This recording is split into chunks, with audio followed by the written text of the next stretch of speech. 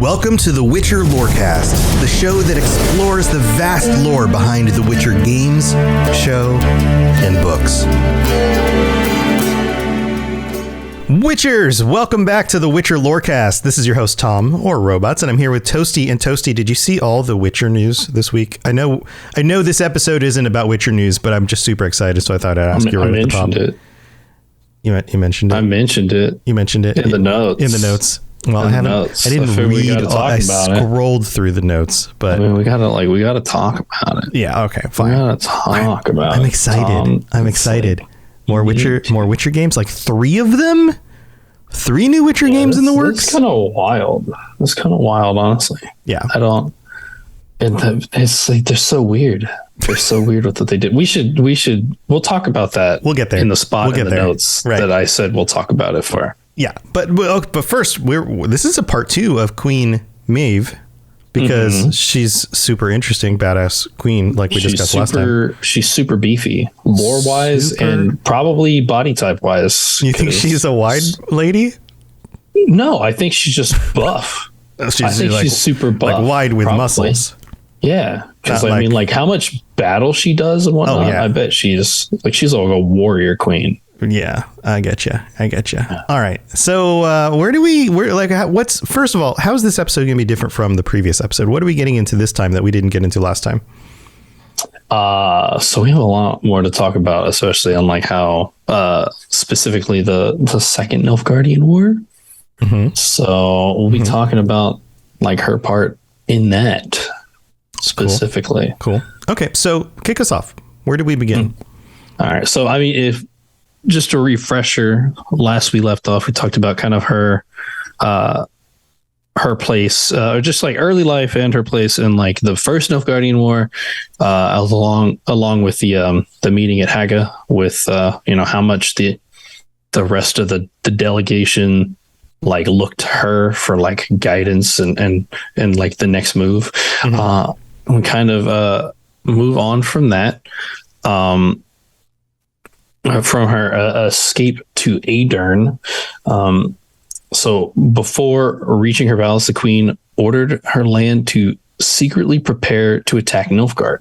So ready to go on the offensive again. So this is on her way back from that meeting at the beginning of the second Nilfgaardian War. She's headed back to her palace and she's already sending word to like prepare. To prepare. Yeah. We need to take it. They're ready to start. Just bam. Her troops were to be distributed as close to the borders as possible. There they would await the Aedirnian army and overcome imperial border garrisons. So we know that they have like that close relationship with Aedirn and King Demavend. Close, I think. Can't remember what they were like cousins or something. So so they're pairing up basically. They're saying, all right, our soldiers are going to meet up and kind of move together. And they kind of on the map, they sit next to each other. Like Lyria, Rivia are kind of like a little bit like southeast. Aedirn kind of sits a little bit more like northwest, but they're kind of like staggered there. Mm-hmm. So pretty much level for taking on like what assault they could from Nilfgaard. And at one point in late June, a troop of Lyrian cavalry clashed with a mounted Nilfgaardian unit. After hearing about this, Meve loudly accused the Empire of provocation and called for help from Demavend. What she didn't know, however, was the Emperor was one step ahead. And on the night from July 1st to the 2nd, a Nilfgaardian force disguised as Lyrians and Aedirnians seized Glevitzingen, it's fun to say, on the imperial border. Moments after, a group of Demavend's heralds, escorted by Lyrian soldiers, all of whom were quite possibly still disguised black ones, informed the locals that Aedirn was taking control, claiming this as a casus belli? Casus belli. It's a Roman for basically cause to war. In medieval Europe, basically, you didn't have a right internationally law-wise. You didn't have a right to go to war with another kingdom unless you had a claim to something. So, for example, if you and I were both half brothers of the king and the king dies, and I decide to invade you, my casus belli is the crown belongs to me because I was the true heir to the crown, not you. You're only a half brother. But then you would say, well, no, you're only a half brother. I have the casus belli to fight back and take your land, right? Right. Like, this is how the way this stuff goes, right? So, but as long as you had enough of a claim, enough of a reason to go to war, then the war seemed to be justified, at least among your followers or international reasons or whatever. Yeah. So basically, he disguised his troops as Aedirnians and Lyrians and invaded his own territory and took an area and used them as like his reason for it. So right. So he basically played up fake news, his own reason. Right. Yeah. Right. Fake news of like, oh, look how terrible these soldiers are from your forces doing this terrible thing. And it seemed like she was ready to kind of call him out on the clash between the Lyrian cavalry and the Nilfgaardian unit, as if that was his fault, right? Like, she had prepared her armies there, and then like, oh no, you've initiated the combat here. And then he plays back and sends his own troops disguised as their troops as a reason to go to and war. I'm assuming like she's still waiting for, because they're small areas, and Nilfgaardian's force is so massive. She's probably waiting on that support from Dimavend before attacking, and so he takes like the initiative to do this. So, claiming this as casus belli, the Imperials crossed the Yaruga immediately, conquering the Lyrian border castles Scala and Spala in mere 3 days. Scala and Spala. Yep. Rivia was prepared for months of siege, but capitulated under the promise of no harm. Henselt, who was to aid Meve and Dimavend owing to the alliance they signed at Haga, opted to strike a pact with the Emperor instead, taking control of the coveted lore mark, Fontar Valley. So Henselt flips sides here. Yep, because I mean, as we've talked about several times, with their damn war over the Fontar Valley, or the lore mark, as they call it. How Aedirn and Kaidwin are always at war for that. So I guess the Emperor offered, they have to split, or they have to kind of send their forces south, or Aedirn specifically, so they can't defend to the north, which they didn't think that they would have to. But then, of course, Henselt turns because he's offered the option of taking that area, and it's very valuable, very valuable land. You're right. Right. So, which is very smart by the Nilfgaardians to turn somebody against them on the other side and now surround their enemy. Yeah. So now they're flanked on either side, which is right. And Rivia doesn't even hold out against the siege. They basically cave. They're told like, oh, we're not going to harm you. And then they were prepared for months of siege, right? Like, and this is another one of those things that goes to the way that this kind of warfare works, is that you didn't just like move your troops against a fortified city or castle or something and then just knock the walls down and march in. That was very difficult to do. It wasn't like Lord of the Rings. It was more like you surrounded the city and you stopped the movement of supplies in and out of the city, and eventually the people in the city would starve and then they would give up.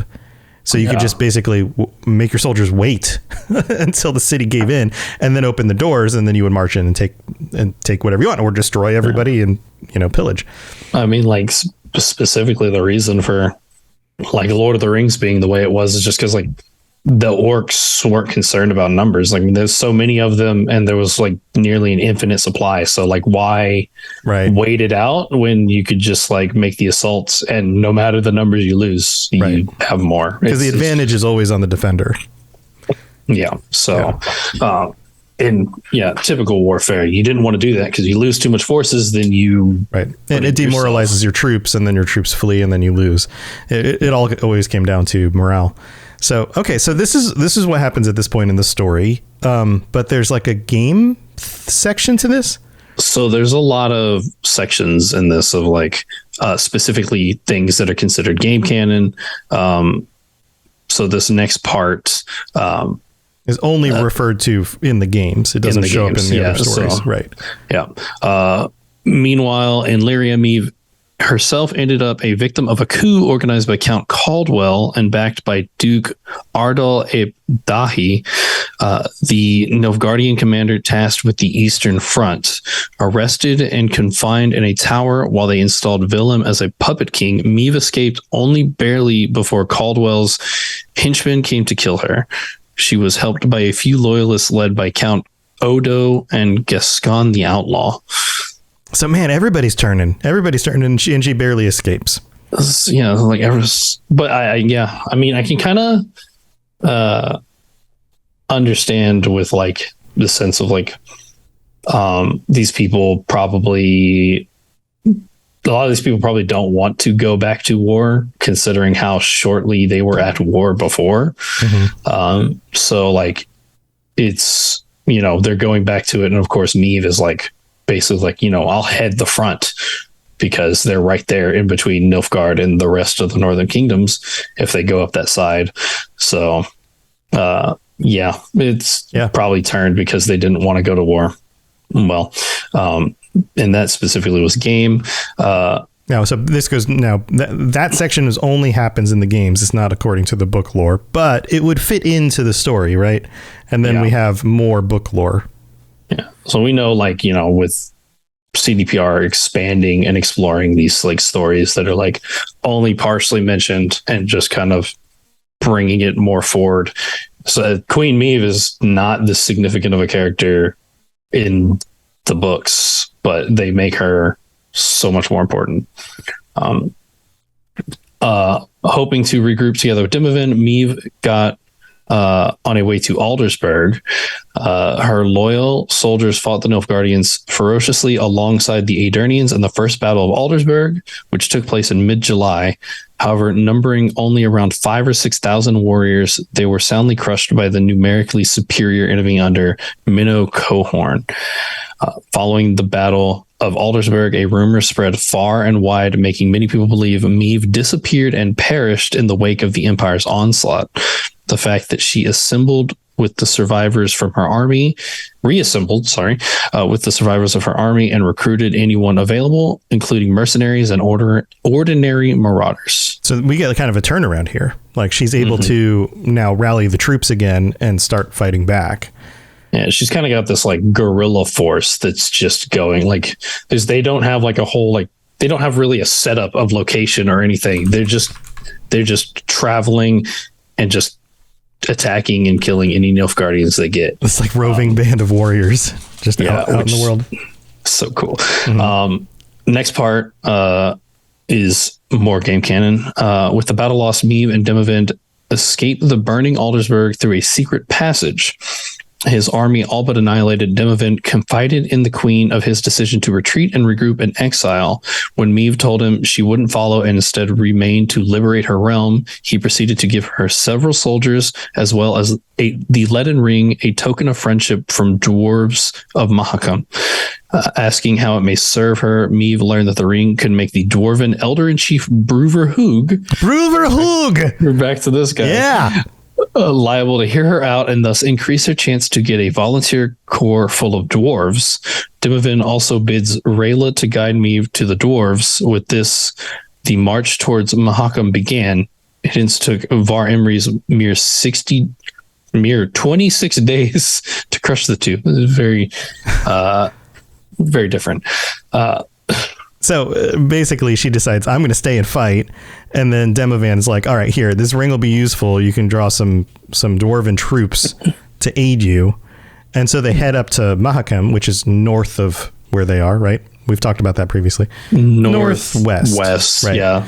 And then, so what's the deal here with it took Var Emre's 26 days to crush the two? Like, they still couldn't hold it back, the Nilfgaardians?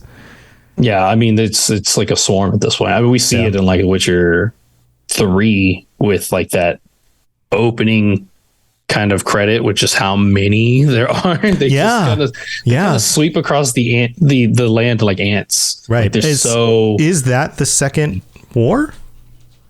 I didn't put the two. I've never put the two together. Which conflict that specifically is. It's them. It's them taking Temeria. Right. It's them moving even further north than they are here. Is specifically right ended with the Battle of Sodden Hill. Right. The second war is them, and it's still kind of going in The Witcher 3. Like, we're still in it, specifically because they're still moving north and taking more land. Right. So that totally makes sense. I never just stopped and thought about like, okay, when is this scene that I'm seeing here at the beginning? But that totally makes sense.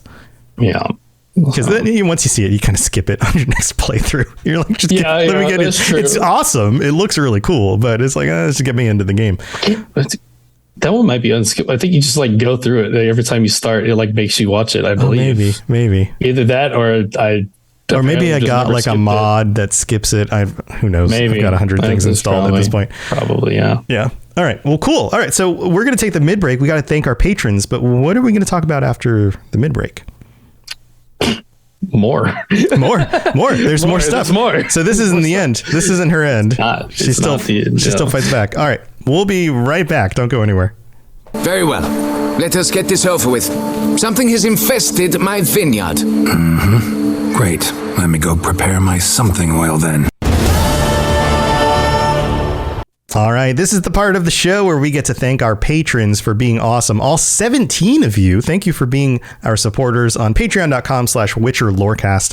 And we would normally shout out some new patrons, but we don't have any new ones this week. However, we do have our higher vampires who get calls out every week. Ben of Temeria and Jared M., thank you for supporting the show at that tier. And thank you to everyone else who supports us. And coming up this month, it's the beginning of the month again, which means at the last Monday of the month, we will have our patron chat, which just happens to be the 31st. And so I know that's spooky episode. That's Halloween. Patrons, let us know. There's a number of you who normally join us. Let us know if you want to still do this on Halloween night. It might be a little bit difficult. We might want to push it to a different time that week. We can discuss it, but chime in on the Discord. Let us know what you think. And thanks again to all of our patrons. Also, if you'd like to support us on in other ways, leaving a rating and review on Apple Podcasts is a wonderful way to help out. And if you do so, we'll read it out on a future episode of the show. Also, you can rate the show on Spotify. Both of those things help make sure that people understand that this is a show that's worth tuning into. So thank you to everybody who takes the time to do that as well. In the middle break here is where Toasty has in his notes that we will talk about the new Witcher projects. Yeah, because it's kind of what we did before. Whenever we're getting Witcher news, is I kind of threw it in the mid break, But yeah, so we got news about a lot of new CD Projekt Red. Yeah, it's something like 5 or 6 things in total. It's a whole bunch of stuff. 6. Yeah, they got 3 Witcher IPs, 2 Cyberpunk, and then one new IP that we don't know what it is. Projects, and then a new one. Yeah. So for The Witcher specifically, we have Sirius. These are Sirius. All code names. These are not the actual names. So don't freak out. That wait, how does that make sense? Yeah. Then we have the new Witcher trilogy, which we know with Witcher 4, but confirmation that it's a trilogy for one. Mm-hmm. Yeah, there was some buzz about this before this announcement, but this definitely confirms it. Like they are setting up to do a story across 3 things. With the first Witcher trilogy, Witcher 1, 2, and 3, there was no anticipation of this because they didn't know if it was going to be successful when they did the first one. And then they did the second one, and that was more successful, so they got to do the third one. So you can kind of follow Geralt's story across them, but it's not written in a completely unified kind of way. So what I would expect from this next series is that's what they're planning. They're planning to do an actual trilogy with like a beginning, middle, end. Yeah. And then we have the Canis Majoris. So they're all these projects that we don't like, that they haven't like confirmed the names of or just like told us about yet, all have like star names. Yeah. And the star names sound like other things, like Canis Majoris. It means like big dog, right? Mm-hmm. So that could be a wolf, a big dog. Yeah. A wolf is a big dog, right? Like Sirius is also Sirius thing. Yeah, also a wolf, but also sounds kind of like Siri, even though it's spelled different. And do you notice that? It is. Yeah. It is so maybe different. It's a continuation of her story in some way. That would be cool. Yeah. I'd be cool with that. Yeah. I would love to see that. Now, we also know that the CDPR is taking on the main project. These two other side projects, the Sirius and Canis Majoris, are being overseen by CDPR, but they're hiring some other studios to also work on them. So Sirius is Molasses Flood studio. I've never heard of them at all. I'm not familiar. The Canis Majoris is a third. It says by third party. Right. They haven't told us exactly who. Right. And the stories are going to be different. The games are going to be slightly different. The mainline game is probably going to be very much like the current game. So I'm guessing you play as a character. You don't get to build your character in an RPG.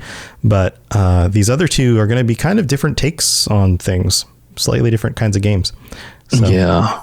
Must be interesting. Yeah, so we'll have to see. This is exciting. We also got the update that they're doing another Cyberpunk. If this is going to take as long as they did on the first Cyberpunk, then that game is 7 years out from announcement. It's going to be a while. So the next CDPR game will probably get, the next thing we'll get is the update, the DLC update, Cyberpunk 2077, which is coming in a few months. And then we'll probably get the next, I would assume the next mainline Witcher game, since that was already announced and now these side projects are announced, unless the other games are games that can be developed faster than like a big RPG like The Witcher. Well, I imagine like those side things that aren't the trilogy, like those, we'll see those probably way before that. I think. You think there'll be like a few year development rather than like a 5 year development? I don't think that there'll be like major things. Like that doesn't seem like I feel like they're going to handle, like the main studio is going to handle the major projects that'll take a while, but I don't think those other ones, like, I mean, maybe we'll see like one of these may even just be like a new mobile game that they're trying to do or something. Right. Kind of like the Gwent stuff, right? Yeah. Kind of like how Gwent's kind of a side project and they keep on putting new updates or variations on the Gwent formula with a different kind of side project game. Yeah. Maybe something like that. And it's like, yeah. So, and I'm wondering like, also like, do these like, so I can't remember. They specifically said these were games. Like a lot of these are games, obviously, like, but like, you know, like the Canis Majoris, is that like a game? I think the assumption, and we know that they work on like with Edge Runners, like Cyberpunk Edge Runners, they worked on that. But that wasn't a game; that was an anime. But it was a project to work on it. Sure. Yeah, I was like, wonder if like the third party, like, are they going to make some sort of like Witcher anime thing that they'll like help work on? I don't know. I know Netflix kind of handles that stuff, but like obviously they're still integral to that. Yeah, I don't know. If you're saying that you've only seen it mentioned as project, then I think maybe the assumption was a game, but maybe we're assuming wrong. I don't know. It's an interesting point. Well, we'd love to hear your thoughts on what you think is coming for The Witcher. So let us know. Send us some notes on Twitter or on the Discord. Let us know what you're hoping for and what you think these other games might actually turn into. But that's what we got for the mid break. Let's move on with the rest of the show. You smell of death and destiny, heroics and heartbreak. It's onion.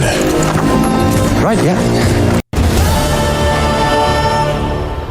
All right, we're back. And also, shout out to everybody in chat. Thank you for being here with us. And Kratos, welcome. Kratos just found the Witcher podcast. This podcast, they are jumping in and saying hello. And don't worry, you don't have to worry about doing everything in order. Things you can kind of take these episodes as you go. There's no like specific order to these things. So although if you haven't listened to episode 1, then maybe or part 1 of Queen Meve, maybe you might want to do that first. This is one of the few episodes where we've got like this has to you want to listen to the first one before the second one, but most of these you can just kind of take in whatever order you want. So yeah. All right, so we're back to Queen Meve. What happens next? So she goes to Mahakam. Meve entered a region known as the Mahakam Pass, which led to the capital of Mount Carbon, or Carbone. We'll see how they pronounce that. There, she met Gaber Zigrin. That's a different name. Yes, but also a familiar name, sort of like Zigrin, right? Like Zigrin, yeah, like Yarp and Zigrin. But we don't know Gaber. At least I don't recognize Gaber. Yeah, I've just never heard that one before. But assuming there's a relation, there's probably extensive trees. Oh yeah, of relationships between like the dwarves and stuff. The dwarf family trees are probably humongous. I can imagine like a dwarf mom with like 11 children. Yeah. There, Gaber Zigrin awaited the Illyrian retinue. Before the dwarf could properly greet them, though, a large shadow fell on them as a red dragon named Keltulis soared over them. As the queen set foot in Mahakam, she only knew dragons from colorful engravings and ballads she heard at her court. Coincidentally, one such story Meve heard was about Yarp and Zigrin and the dragon Aginst. Nevertheless, Gaber Zigrin quickly assured everyone that Keltulis wouldn't pose danger. Don't worry, everybody. He's a nice one. We're cool with this guy. Yeah, which I would just to throw back to the story of Geralt and villain Tinmirth. He lists that like the most common and least dangerous are green, I believe, and then there was like a middle ground one that I can't remember the color of, and then he says red. It's a blue, maybe. Most was dangerous. It blue, green, blue, red, gold? Maybe. And gold is the most rare. Yeah, but he didn't believe in gold until he saw one. Right. So he said that red were the most rare and the most dangerous. So just imagine coming across and just massive, and they were the largest, I believe, as well. It was just a massive red dragon just comes over you, just like, oh, I'm dead. I'm dead now. Yeah, this is what death is. This is the end of my story. Goodbye, everyone. Yeah. After Rayla introduced Zigrin as their local guide, Meve went straight to the Elder in Chief. As it was, the Elder Hug was just in the process of spring cleaning an annual event of monster removal caused by ice trolls, shale Mars, and others cropping up when the snow melts for a bit. Wait, this is their spring cleaning? They just clear out monsters every year? So dwarf, though. Yeah, this is so dwarf. Well, we've got to get rid of the monsters in the hills again. Let's go, lads. Damn ice trolls are Damn ice trolls. Get out of my kitchen, ice troll. Spring cleaning. Are the dwarves just Australians? Like, I don't know what that voice was. I was cracking up while I was saying it. Not the accent, but just the. I mean, like Australians just walk into their house and there's just like massive spiders on the doors, and they're just like, "Yo, that's just Jeremy." Like, yo, yeah. The continent is basically Australia. Yeah. I lost my place. Where were we? After young Zigrin explained to her what she was witness to, Meve summoned her banners and rushed to help with the cleaning. Right thereafter, Meve and Odo were brought to the Elder in Chief, who inquired Zigrin who the guests were. When the queen began to speak, Hug cut her off, saying that he knew full well she either came for coins or fighting bodies. He then proceeded to note how over the centuries he had come to realize meddling in human affairs only brings trouble. It does. It's the truth. It's the truth. That is a very smart dwarf. Yeah, I mean, especially for non-humans. Like, I mean, Absolutely. You don't want to get involved. No. You're probably just going to get murdered. You get murdered or enslaved or something. Once the enemy's gone, they're going to turn on you. That's just kind of how it is. Not appreciated. No. Refusing the queen's request, he summoned his warriors, announced the end of spring cleaning, and went back to Mount Carbon. Seeing me disheartened, Zigrin advised the Larians to go around some of the principal clans of Mahakam seated in the pass, help them get rid of monsters, win over their hearts, and that then the Elder Hug would be compelled to reassess her request. And so they went battling the rage wrought by Keltulis on Clan Ferenc after the dwarves broke her eggs. Dude. Uh-oh. You gotta be a dumb clan to go break the eggs of a red dragon. Like, that's not a good idea. That's not a good idea. That's dumb. My babies. Slaughtering through the monsters of Davor's Abyss and Boros Rump. And resolving the enigma of the missing excursions into the Blackbrook Vale, among other feats. The clans rejoiced, and so when Meve sorted out Davor's Abyss and saw the Elder in Chief's runner, she expected praise from him and pledge of aid. Hug, however, was irate.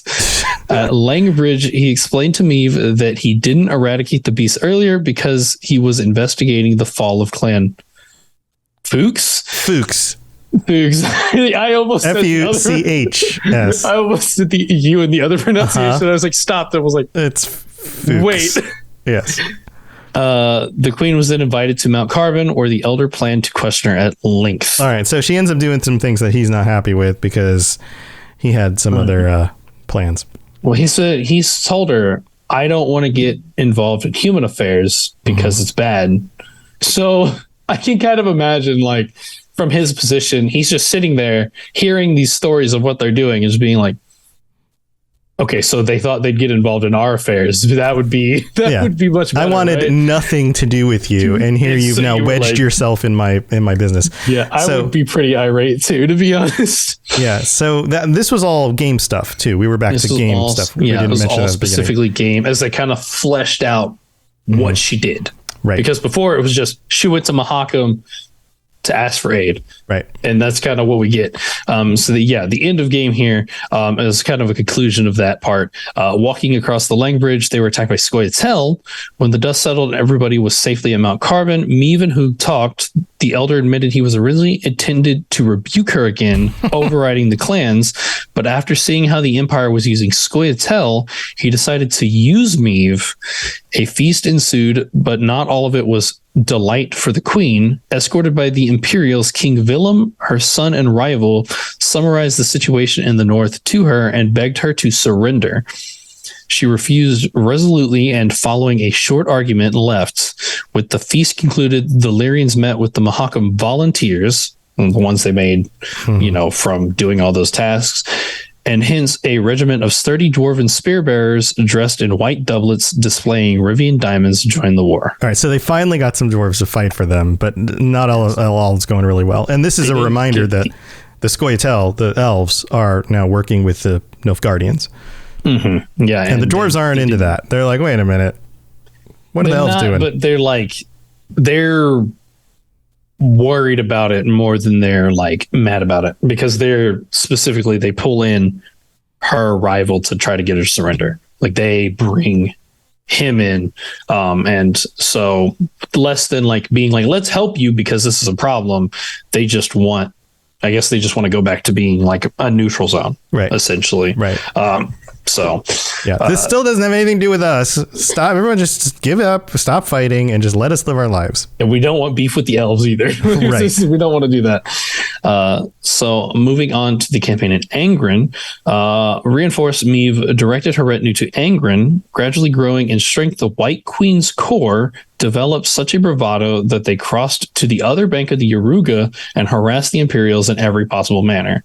Located just south of Lyria and Rivia, Angren served as an important source of food for the Empire. It was also full of bogs and woods, ideal for guerrilla warfare. So, yeah, we do see this constant kind of like theme in especially the books, with Geralt talks about it a lot, with like, how much of a problem it'll become once the Empire crosses the Yaruga. Mm-hmm. And moves into it, because there's kind of that boundary of that river keeping the northern kingdoms and the Nilfgaardians like mostly separate, besides like incursions, but they have a very clear divided line of like where they sit. Right.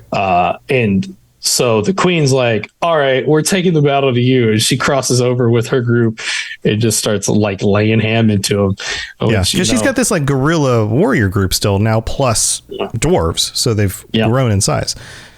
Moving on to more game canon, the regent held in lore for reasons of revenge too. After all, it was there Count Caldwell had been granted the title of Palpatine. Mm-hmm. Definitely. He gets lightning powers at this point in the story. Oh man, he becomes a mage.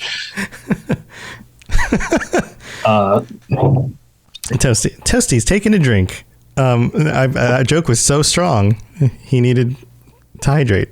Or I've been talking a lot. That's true. That's true. When she finally found out in which part of the swamps he was, Meve defeated and killed Caldwell in the Battle of Tuzla Castle. On her way towards Redport, Meve was forced to make a detour through Isgith, a particularly monster-filled part of Angren, which is fine, That's fine. She's fought monsters. She fought monsters in Mahakam. Yeah. Yeah, she's got dwarf monster fighters with her. They do it spring cleaning every year. There, thanks to the help of the Witcher Ivo of Belhaven, the queen killed Gurnichora, a terrible relic which nested in the swamps. Oof. And it's like, so like the relics are like ancient beings. Yeah, Gurnichora. We're gonna have to do an episode on Gurnichora. If there's enough. There's, I mean, maybe this is like part of a multi-episode where we talk about relics, but Gurnichora is a weird looking thing. Weird turtle beast zombie looking monster. Well, you know, like the relics, like how they like are kind of like believe like Leshens and then like fiends and like these like very like ancient like large beings. So when Meve reached the Red Port, surprise awaited her. The Imperials mustered a force under Commander Mortison at the single bridge leading out of Angren to put it into her attacks. With no other way through, Meve led the charge to face Mortison's soldiers. There, in the heat of the battle for the bridge on the Yaruga, the queen received an unexpected aid in the form of another Witcher, Geralt, and his companions of Rivia shows up to help the Queen of Rivia. Yes. Sweet. Geralt and his companions, who also needed to cross the river. Fighting her enemies head-on, Meve received a blow from a warhammer, which left a mutilating scar on her cheek and broke several of her teeth. Oh. Untimely, though, her warriors won the day. With the help of Geralt's, and I always forget his damn name. Nilfgaardian names are hard. The one guy. Is this Witcher 2 events? Does this happen in Witcher 2? Getting into it. Or is this Witcher 1? I can't remember. Timeline, I think, is Witcher 1 still? I don't know. Yeah, that's a tough one. I don't know. Timeline. I mean, this is... Well, actually, no, because this is in the books. Oh, okay, so I guess it's specifically the details that are being expanded on. Right. But yes. Right. We don't play through arriving this. at the battle on the bridge of the Yaruga is in the books. Right. Geralt, because he arrives with I always forget his Fey Lighting says Cahir. Cahir, there you go. With Cahir, and I believe he was with Regis at the time too. So they kind of show up, and Cahir and Geralt are like joined into the battle, like on the bridge, and are like just slaying Nilfgaardians, because at this point Cahir's like defected, sort of. Always fun. Yeah. Always fun to slay Nilfgaardians. All right, go on. Yeah. In the aftermath, Meve entered the field hospital to reward the Witcher who happened to help her. Supported by Count Odo, she proceeded to knight him, elevating his status and officially granting him the title Geralt of Rivia. He's Geralt of Rivia. Yeah, well, I mean, his knight, like the name he chose, right, second name he chose, being Geralt of Rivia, just as like a Witcher name or whatever. Right. But yeah, then he gets knighted and is officially like his title. Yeah, he is a Knight of Rivia, Geralt of Rivia. It's just that's great. So that was a while. He doesn't even add it. I think that's what I remember is that like whenever he's meeting her, because he knows that she's the queen, she asks who he is and he says Geralt. He's just like Geralt. He doesn't say Rivia because that wouldn't make sense. Have the official title, right? And he doesn't want to tell the queen, like oh yeah. So he just keeps it as Geralt and then puts that, and it's one of the most ironically funny moments I think in the whole series. Finding it amusing to bestow such a moniker on him, him being a Witcher. Witchers don't usually get knighted. Upon receiving the honor, Geralt accompanied Meve as one of the Rivian knights. His companions lavished in royal favor as well. On their way towards Kaidu forest, the army was alerted about a Nilfgaardian punitive expedition coming their way from Klamat in great numbers. To avoid it, Meve decided to head north instead. Geralt, who needed to go see the druids of Kaidu, asked the queen to exempt him from the army with a royal blessing for his private quest. In a cool yet resolute private guest. Can you please exempt my private guest, please? My bad. That sounds dirty. Tom. Behave yourself, Tom. In a cool yet resolute tone, Meve refused, reminding the knight of his duties to the crown.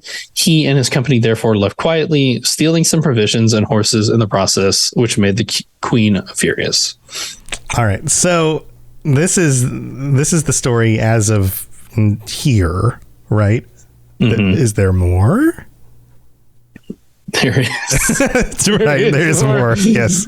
Yeah. Like setting this up, and it was like, oh, there's 10 pages worth of stuff here. There's a lot. Like Queen Meve. We're gonna need part 3. Right. She's busy. Like we go from like the Nilfgardians pushing in on their border, and her deciding, okay, I'm going to go ahead and we're going to prep everybody to fight back, and then a bunch of betrayal and ridiculous stuff, and then she ends up having to negotiate with the dwarves, and then finally is now pushing back against the Nilfgardians with the help of a witcher, and the whole story about Geralt actually being called Geralt of Rivia. This is really cool stuff, but it's not done yet. This isn't the end of her story. We still have more. Yeah, we still have more. So I mean, a lot of this is like they added so much on like the game content of like expanding her expedition to Mahakam, and then kind of like bringing out like some of the details in this area too. So it is really cool that like they've expanded upon her so much, because like we knew she was already a prominent, like she's not like prevalent too much in the books, because honestly the books are mostly like if you're not Geralt or around Geralt, we don't really know what's going on with you that much, like besides like small like snippets in here and there, but it's mostly like if you're not Geralt's point of view, then you're not important. So we do know that she's like significantly important, and we get like, you know, a bit of like lore into her, but it would be about, I would say probably the equivalent of like most of the other kings and queens that we would see, other than like maybe like Foltest, like the really big names that we're used to seeing. Right. Right. This also, they expand on her so much. They decided to just bring her out. Yeah. So prominently. This also shows how well the games are tied to the books, how well they kind of thread in and out of the stories from the books and connect everything, which is pretty cool. Pretty cool stuff. So next week, more Queen Meve. All right. That sounds good. Toasty, you got anything going on you want to share before we head out? I have quite a few things going on, Tom. Quite a few things. All right, listen for us. We've got... Not as much as you, but... Yeah. I am now the new host of the Cyberpunk Lorecast, along with Genesis from the Two Girls One Ship podcast. And then, of course, the Cyberpunk 'D actual play Cyberpunk Red podcast, along with the Fumbling For and Almighty Crit Gang. And then, of course, you know, follow us on Twitter at The Witcher Lorecast as well. And, you know, it seems like we're getting some news for some new stuff. And then we're gonna be real busy come December. Yeah, we got a new show. We got a new show coming out. Yeah, new show in December, in the summer again. So it's gonna be busy 2023 for us. Yeah, and then we'll have new games eventually. You know, who knows when the next of the new game group is coming, but eventually, I mean, 7 years. Yeah, I mean, if they've already been working on the next Witcher game for a year or two, because it's been 2 years now, almost. Like December will be 2 years since Cyberpunk 2077 came out, and that's when some of the staff shifted over just to start doing pre-dev stuff for the next Witcher game. So we're at about a year and a half into that, which means they're probably already coding things out. They've done a lot of the design work and the writing probably already, is what I would guess. But that means that we're still probably a good 3 years away from getting a finished product, at least with or that more. one. Or probably more. Yeah. So, but you know, well, I guess we'll find out what the side projects are and stuff like that. I've got my shows. I've got the Lord of the Rings Lorecast, which is doing awesome because of the TV show. And people seem to really like it. Yeah. Episode 6. Yeah. Episode 6 was wild. Things start heating up. Literally. Yeah. And so that's been going real well. We were getting through the Silmarillion and reading one of the most interesting stories right now, Baron and Luthien, and getting through the details on that. And So go listen to that. If you're into anything Lord of the Rings, go listen to Lord of the Rings Lorecast. But I've got lots of other shows. Everything else is at robotsradio.net. You can go check that out and come join us on our live streams. We're doing this one a little bit earlier on a Wednesday since we missed it on a Monday.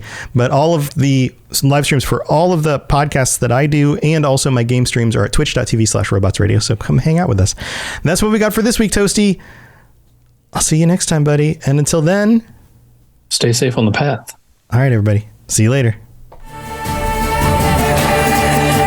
Thanks for tuning in to the Witcher Lorecast. We'd love to hear about your experiences with the games and the books and the TV series and all your thoughts on everything. Please check out the Robots Radio Discord and follow us on Twitter at Witcher Lorecast. You've been listening to a Robots Radio podcast. Smart shows for interesting people. Check out all the shows at robotsradio.net.